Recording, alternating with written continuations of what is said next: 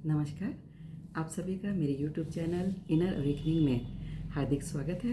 मैं डॉक्टर इंदुबाला सोनी आज आपको फिर लेकर चलती हूँ जर्नी टू अवेकन जागृति की यात्रा में।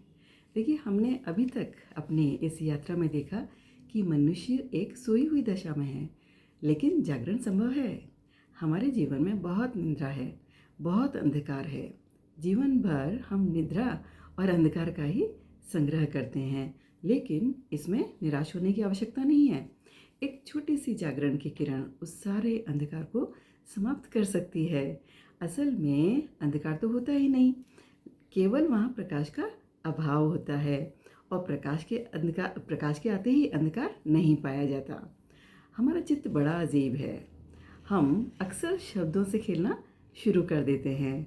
हम शब्दों को पकड़ लेते हैं, उनसे चिपक जाते हैं, और जो व्यक्ति जितने शब्दों से चिपकने में समर्थ हो जाता है वह उतना ही ज्ञानी हो जाता है।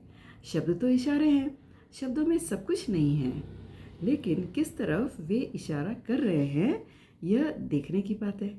जीवन शब्दों से बिल्कुल बाहर है। शब्दों को पकड़ने की कोई ज़रूरत नहीं है, उसके भीतर जो अर्थ है उसे समझना चाहिए। हमारे जीवन में एक और बात है कि जो हमारी पोस्टपोन करने की, स्थगित करने की आदत है ना, उसमें हम बड़े अद्भुत हैं।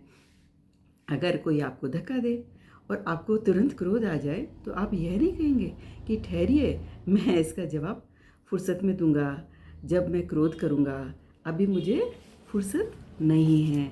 आप ऐसा बिल्कुल नहीं करेंगे। आप इसे जवाब अभी देंगे, तुरंत देंगे। लेकिन अगर आपको एक अच्छा काम करने का ख्याल आ जाए तो आप कहेंगे कि कल कर लूँगा, परसों कर लूँगा। असल में जिन चीज़ों से हम बचना चाहते हैं ना, हम उन्हें कल पर छोड़ देते हैं, और जो वो चीज़ें फिर क्या होती है, हमें हमारे से हमेशा के लिए छूट जाती है। अच्छे काम को इंसान हमेशा कल पर छोड़ता है, बुरे काम को तुरंत अभी कर लेता है, इसी वक्त। इसलिए ज़िंदगी में हम बुरे कामों में ही हमारी ज़िंदगी नष्ट हो जाती है, और अच्छे कामों के फूल उसमें खिल नहीं पाते। तो जो इंसान जीने को, सत्य को, स्वयं की खोज को, आनंद की खोज को हमेशा आने वाले समय पर छोड़ता चला जाएगा तो क्या होगा, वह उससे वंचित रह जाएगा। और अगर यह उसकी आदत बन गई निरंतर छोड़ते रहने की, तो एक दिन हम पाएंगे कि अब कोई समय ही हमारे हाथ में नहीं रहा, समय सारा निकल गया।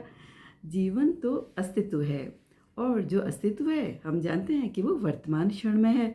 जो व्यक्ति अपने वर्तमान क्षण को पूरा निचोड़ लेता है, जी लेता है, उसके भीतर फिर जागरण शुरू हो जाता है।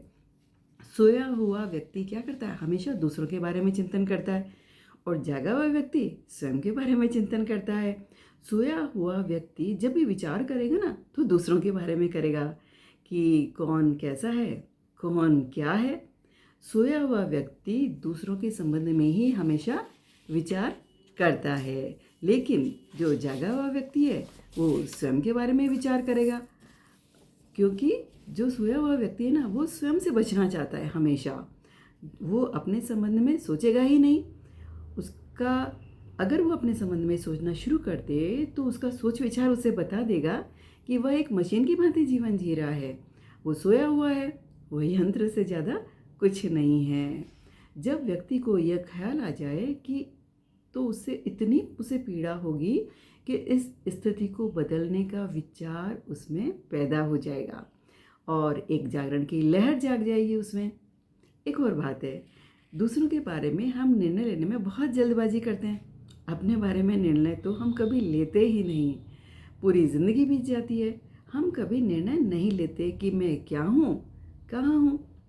अगर किसी व्यक्ति की तारीफ की जाती है तो सुनने वाला शक करेगा, लेकिन अगर किसी व्यक्ति की बुराई की जाए तो वो कभी शक नहीं करेगा, तुरंत मान लेगा, बिल्कुल सरल मन से विश्वास कर लेगा।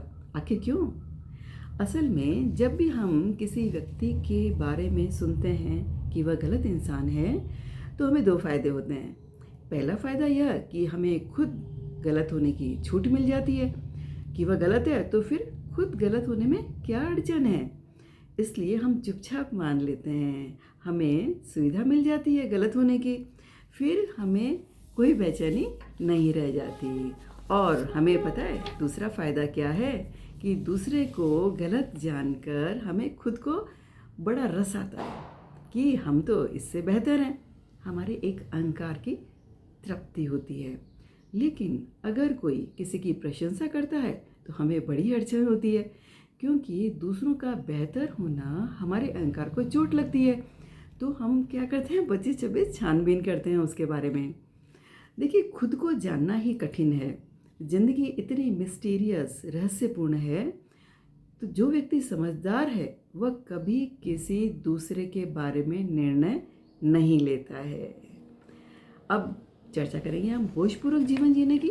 देखिए, होशपूर्वक जीवन कैसे जिया जाए, अब हम इस पर बात करते हैं। क्योंकि जीवन के सामान्य व्यवहार में हम जो भी काम करते हैं ना, उसे सोए सोए ना करें। यानी उसे सचेत, देखते हुए, झांकते हुए, अत्यंत सावधानीपूर्वक, स्मृतिपूर्वक करें कि मैं यह कर रहा हूँ, यह हो रहा है। इस तरीके से करें। रास्ते पर चलते हुए ध्यान रखकर चलें कि मैं चल रहा हूँ। इस बात का भीतरी बोध रखें कि मेरा पैर उठ रहा है और मैं चल रहा हूँ। भोजन कर रहे हैं तो इसका बोध रखें कि मैं भोजन कर रहा हूँ। यानी कि जीवन के सारे काम करते समय उसका स्मरण, उसकी रिमेम्बरिंग हमें रखनी चाहिए। तो इस प्रकार अवेयरनेस में होशपूर्वक जीवन जीने की आदत डालने से पता है क्या होता है, हमारा भीतरी जागरण शुरू हो जाता है। और जैसे जैसे हम होश से बढ़ते चले जाते हैं, वैसे वैसे क्या होता है, हमारे विचार विलीन होने शुरू हो जाते हैं। और जब हम पूरी तरह से जाग जाते हैं तब एकदम शांति उतर आती है। तब हम शांति में आनंद और अमृत का अनुभव करते हैं। वह अकल्पनीय है, उसे शब्दों में कहना कठिन है। देखिए, बुद्ध ने एक बार कहा है कि जिस चित्त में जागरण का दिया जलता है उसकी तरफ विचार, वासनाएं कभी आकर्षित नहीं होते। और जिस चित्त में जागरण का दिया नहीं जलता उस चित्त में अंधेरा होता है, चित्त सोया हुआ होता है। तो वहाँ सब कुछ अनचाहे मेहमान आकर्षित होते हैं और वहाँ आकर रहने लगते हैं। हमारे भीतर भी अनचाहा बहुत कुछ निवास कर रहा है, क्योंकि हम सोए हुए हैं और हमारे भीतर का दिया क्या है, बुझा हुआ है। लेकिन यह दिया जल सकता है, इसे कोई और नहीं जलाएगा। प्रत्येक को स्वयं उसे जलाना है और प्रत्येक व्यक्ति समर्थ है उसे जलाने में। प्रत्येक में क्षमता है, संभावना है। तो जो भी व्यक्ति श्रम करेगा उस संभावना को वास्तविक बना लेगा और अपना दिया स्वयं जला लेगा। साथियों, आज बस इतना ही। हम फिर मिलेंगे नए वीडियो के साथ। धन्यवाद।